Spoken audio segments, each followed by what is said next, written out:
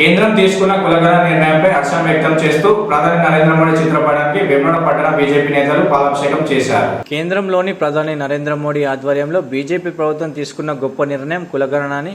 జనాభా లెక్కలతో పాటు కులగణన చేయాలని తీసుకున్న నిర్ణయంతో వెనుకబడిన వర్గాలకు మెరుగైన సంక్షేమ పథకాలు, అభివృద్ధి అవకాశాలు లభిస్తాయని బీజేపీ సీనియర్ నాయకులు ప్రతాప రామకృష్ణ, వేములవాడ పట్టణ అధ్యక్షులు రాపల్లి శ్రీధర్ పేర్కొన్నారు. దీనిపై హర్షం వ్యక్తం చేస్తూ గురువారం రోజున వేములవాడలో అంబేద్కర్ విగ్రహానికి పూలమాలలు వేసి అనంతరం ప్రధాని నరేంద్ర మోడీ చిత్రపటానికి పాలాభిషేకంతో కృతజ్ఞతలు తెలిపారు. కేంద్రం తీసుకున్న కులగణన నిర్ణయం వల్ల దేశవ్యాప్తంగా సామాజిక న్యాయం దిశగా ముందడుగు పడిందని, వెనుకబడిన వర్గాలకు మెరుగైన సంక్షేమ పథకాలు, అభివృద్ధి అవకాశాలు కల్పించేందుకు దోహదపడుతుందని అన్నారు.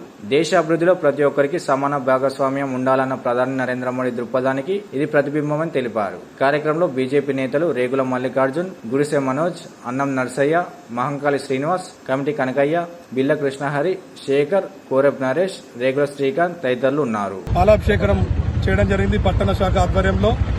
మరి ఏదైతే స్వాతంత్రం వచ్చిన తర్వాత ఇప్పుడు మోడీ గారు జనగణన చేస్తామనేది అందరూ ఆనందించదగ్గ విషయం.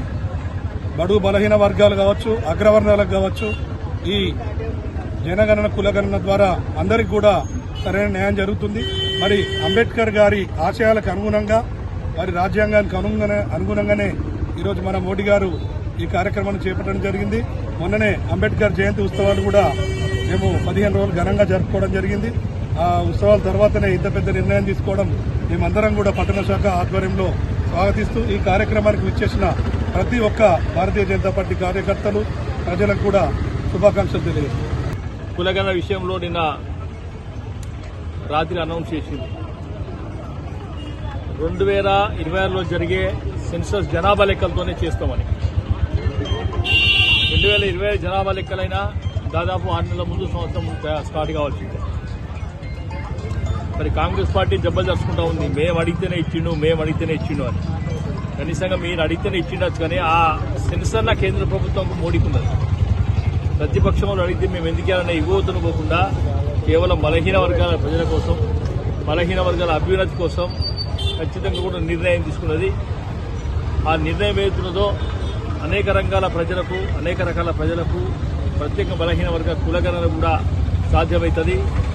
Manifesto, Bharatiya Janata party manifesto లేకుండా కానీ దాన్ని పొందుపరిచి చేస్తూ ఉన్నాం. అది భారతీయ జనతా పార్టీలో సాధ్యం. కుటుంబ పాలనలో ఉన్న కాంగ్రెస్ పార్టీలో కానీ టీఆర్ఎస్ గా సాధ్యమైతే ఒక్కసారి ఆలోచించమని చెప్తా ఉన్నాం.